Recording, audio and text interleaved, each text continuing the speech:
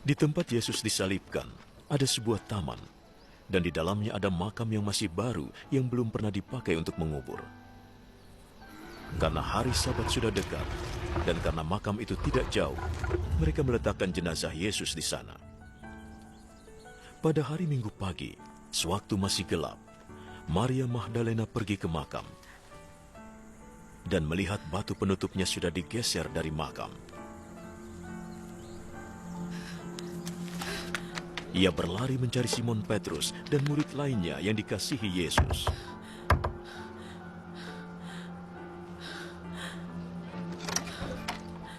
Tuhan sudah diambil dari kuburnya.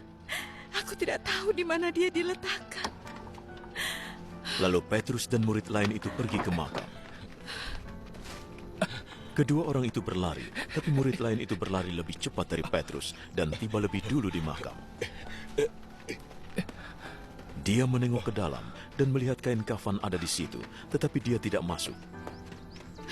Simon Petrus menyusul di belakangnya dan langsung masuk ke dalam makam.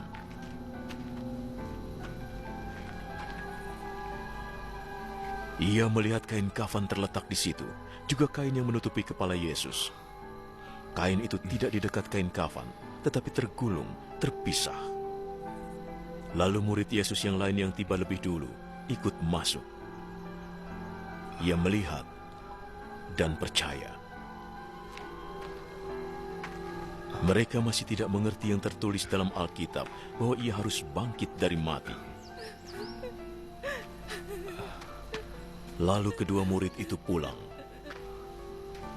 Maria Magdalena menangis di luar makam. Sementara menangis, ia berjalan mendekat dan menengok ke dalam makam.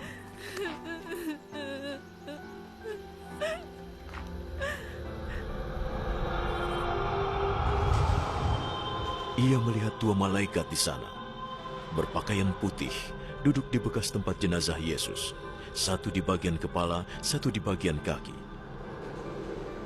"Ibu, mengapa engkau menangis?" Mereka bertanya. Mereka mengambil jenazah Tuhanku. Aku tidak tahu di mana mereka meletakkannya. Ia menengok ke belakang. Maria menoleh padanya dan berkata dalam bahasa Ibrani, Rabuni. artinya guru. Jangan pegang aku, karena aku belum naik kepada Bapa. Temuilah saudara-saudaraku dan beritahukan bahwa aku akan naik pada Bapakku dan Bapa mereka, Allahku dan Allah mereka. Maka Maria Magdalena memberitahukan para murid bahwa ia sudah melihat Tuhan dan memberitahukan apa yang Tuhan katakan.